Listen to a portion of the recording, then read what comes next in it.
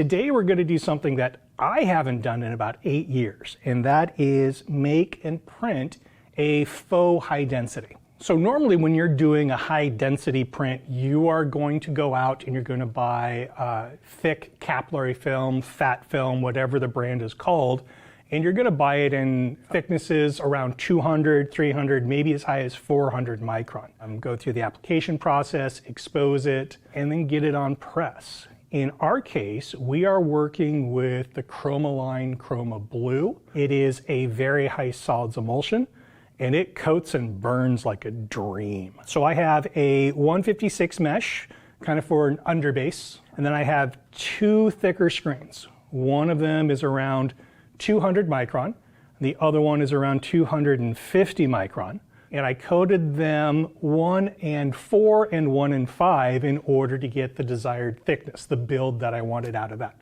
Exposed it on the base layer LED exposure system with film right out of an Epson printer, and everything burned great. I've got some fairly detailed text here that you'll see. All of that is to reinforce that you too can do this in a home setup. This is not as challenging as you may think it is to get a really thick stencil.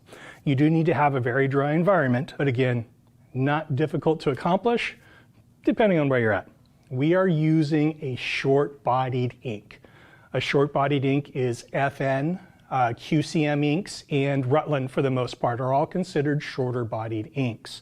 We want a short-bodied ink to make a faux high density with because it's going to clear the screen and go through that screen very easily. We are using a powdered thickener into the FN inks. It's called fumed silica. This is similar to what you see in all those little silica packs that come along with film or anything that needs to remain dry. It's a desiccant. If you get that on your hands, they're going to start to dry out. It wants to soak up all the liquids and oils it comes into contact with. And what that means is it takes any short-bodied ink and causes it to rival a Dairy Queen Blizzard. Blizzard's got nothing on that. So we then take that, because it's thick, we can now pre-fill our stencil with a good flood and get a really nice sharp print out of it.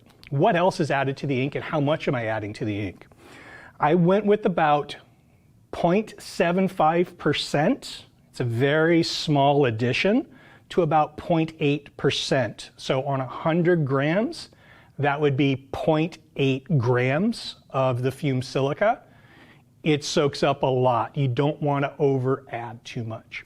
I'm also adding about 10% FN puff additive to this, because I do want a little bit of expansion in the ink to help with that creation of volume. Again, I'm not working with a crazy thick stencil. It sounds weird, but 260 microns is not that thick. In the world of high density, it's not. It's a pretty thin stencil. But we're going to do a little print flash print to create some loft out of this. So that's all you need to know to mix the inks: fumed silica, puff additive, short-bodied ink, because you want it to be able to clear the screen, and the thicker stencil using a high solids emulsion that's going to expose really well, and the detail is going to rinse out really clean. In this case, the Chromaline ChromaBlue fit that perfectly.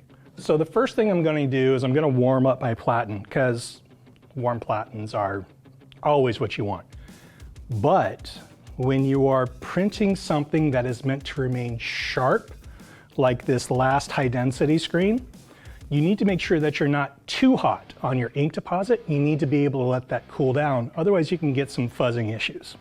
So the inspiration for this design is actually a hat that one of our reps here, Mark Berryman, has. It's an Adidas logo, and it's on a gray hat, and it has a gray backing, a bright green layer to it, and then that same gray backing on top, and it's on a gray hat. So when you look at it straight on, it's very tone on tone. You only see this gray look on a gray hat.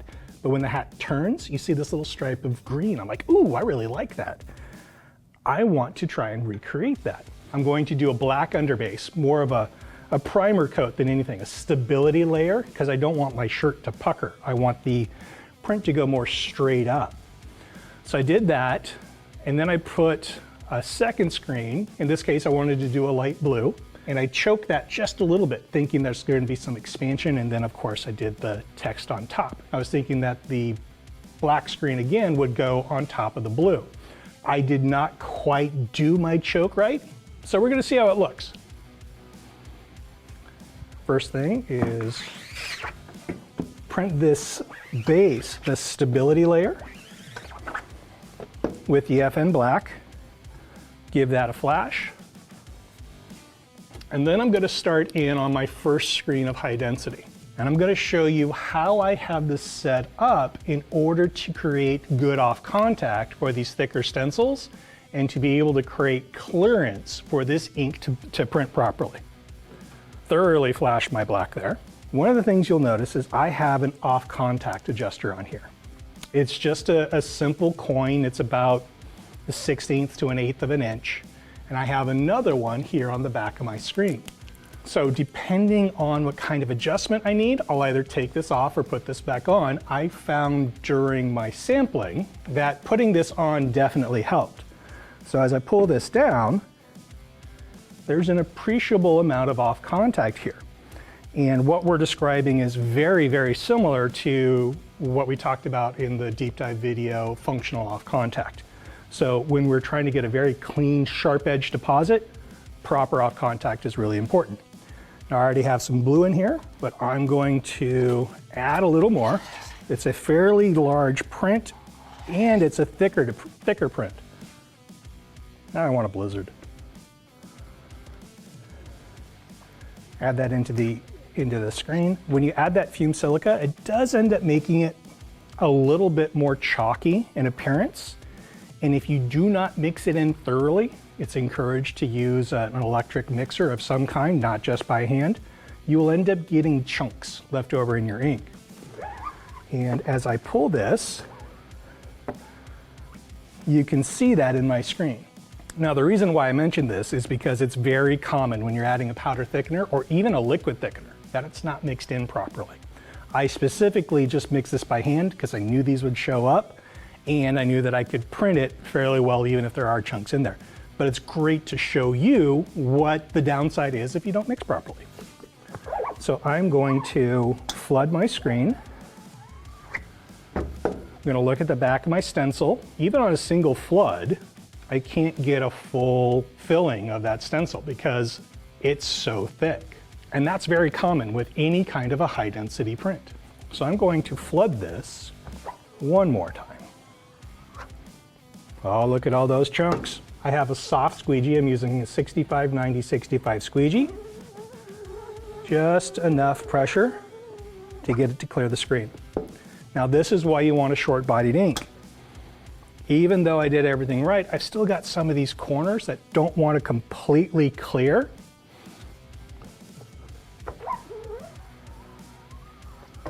If you were using a longer bodied ink, it would be wanting to grab to that print a lot more. So there we go. It's not a perfect deposit. When you have a thicker ink, if you're not using a screen that's really high tension, like 30 newtons plus, it's really difficult to get a good, perfect, clean laydown within 1 or 2 passes. You're always going to have just a little bit of a hiccup. Do this one more time. See how short-bodied that is. Okay, so I've got a good build going. Again, the surface is not the cleanest. Higher tension screens will help to clean that up a lot. Working with a dedicated high density ink will make that even sharper and cleaner. Flash this dry to the touch. It is a thicker layer, so it's going to take longer to flash. Slightly sticky, totally fine for a print flash print.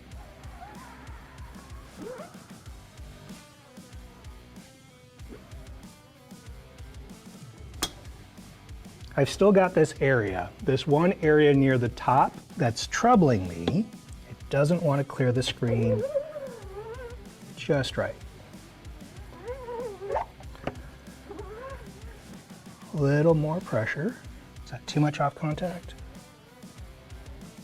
Yeah, it's just here at the top. Shouldn't be too close to the edge, but I'll have to figure out why later. I've got that little bit of a hiccup at the tip. So we've got a nice print flash print going on there. Created a good foundation, so some good loft. Now I'm gonna let this cool off a little bit, fan it a little. I don't want my surface layer of ink to be too warm, because when this screen hits it, that ink hits it, if it's too warm, those edges will want to fuzz just a little bit. So it's very important to control the surface temperature of your ink when stacking anything like this, and especially with these finer details. Don't have to worry about it dripping. Balance my pressure. A little more pressure on my left-hand side. So I'm still having that issue where I'm not getting enough pressure down there. One more time. And you don't want to pull your squeegee too slowly, because that can allow too much pressure in one spot, and that ink can end up going out the side as well. There we go. You can see how I've got a little bit heavier deposit in there because the ink didn't want to clear the screen, so it's not shearing as much as I want. Might need to move it down just a smidge. One more time on the flash. So we're going to go through a couple of variations on this one in which I print the black on top of it, see if I can get that blue to show up. The drawback here with my art is that I did 3 screens instead of 4. I should have done a 4th screen to print black on top of this blue in order to give it a good sandwich.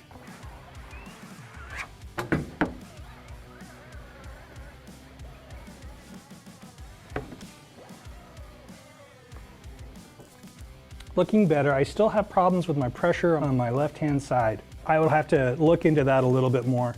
All right, I'm gonna geek out and flash it one more time and do one more level of build. And for this one, I'm not gonna flood, I'm just gonna do like a finishing stroke. So looking at this, maybe I need to add a little bit more of the powdered thickener to my black in order to control some of that edge. But overall, it's looking pretty good.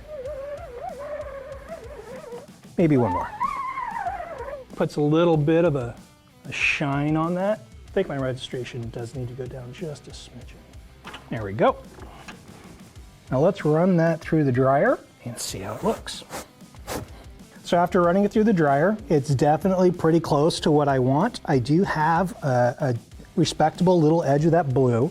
I'm not unhappy with what I have here, but I do have notes for myself doing this again in the future. I would want to shoot for a thicker stencil. I would probably want to be at about 300 microns for this blue screen, and about the same for the text. So I probably go a little bit thicker on my black. This is giving me the dimension and the primary sharp edges, that small adjustment to what I need for sharpening up my text. If you're gonna do it, might as well do it so it's nice, sharp, and clean, right? So I wanna do the black on top of the blue, in essence to make it, see if I can get that blue center to show up. The odds are that it's, the black is still gonna cover it up, so it's gonna end up looking like a black on black, which looks really frickin' cool. When you're pulling the squeegee, when you're doing a thick film, the idea is not to apply a lot of pressure. You want to apply enough pressure. It goes very much in hand with anything you're doing in screen printing. You want to apply just enough pressure. But this one specifically, if you do apply too much, you're gonna see that ink smear, you're gonna see detail issues. You're looking to keep a very sharp edge. So you want that ink deposit to go down, and you're forming an extrusion, and it ends up sitting on the shirt. That is your goal whenever you're printing any kind of dimensional print work. Ooh, ooh, ooh. Ooh, ooh, ooh. Oh, okay, it's real thin. So what my challenge was, I needed to make that blue high enough so that that black would have challenges wrapping around any kind of an edge, because of the trap that I gave it. It looks like I caused the blue to spread just a little bit. Oh, and I do have just a couple of speckles because that blue wasn't perfectly smooth and I could not apply the pressure that I wanted. So there are just a couple of speckles. I'm majority accomplishing it, but it's not right. Okay, let's cool down. Gonna do a single flood. Quick print, trying to find that right balance of pressure and speed. to keep things really clean. So when you end up working with dimensional printing, every screen goes up and up and up and up and up. So your registration is not like when you're printing flat on a shirt. You need to kind of move it up a little bit or back a little, whatever that ends up being for where you are in your dimensional. Registration can be a real pain in the tush. Doing things that aren't normal. Pushing your own personal envelope is one of the things I really like about this, because when you're on a manual press, it's still a craft. When you're on the auto, this is the automated version of creating that print. And you can only engineer it so far. If you want more loft, you need to put in a flash in another screen, or you're hitting multi-print. So this is pretty close. I'm overall happy. I'm gonna go run this through the dryer and see how it turns out. Final verdict for my first time in 8 years, this is not bad. Takeaways from this: if you're just having fun and experimenting, coating a screen by yourself is totally great. You will be inconsistent with an evenness, just how perfectly even your stencil is in terms of a micron point of view. 100 microns is still 1/10 of a millimeter. We're not dealing with very thick ink deposits here. That's why that puff is helping us get a little bit of loft out of this. It's pretty good. My screens did pretty good. Next go around, I'd want to use a dedicated capillary film in order to create a thicker stencil. Probably go with between a 300 and 400 micron. At about 400 micron is where you start to kind of cap out on ease of printing. Anything more than that, the ink doesn't want to clear the screen as well as you want it to. And again, that print flash print is really what makes a lot of prints like this. I'd add one more screen to go right on top of that color. Definitely a thicker deposit there. Or just say screw it and go all black, because black on black looks great. Wrap everything up, recapping the whole video.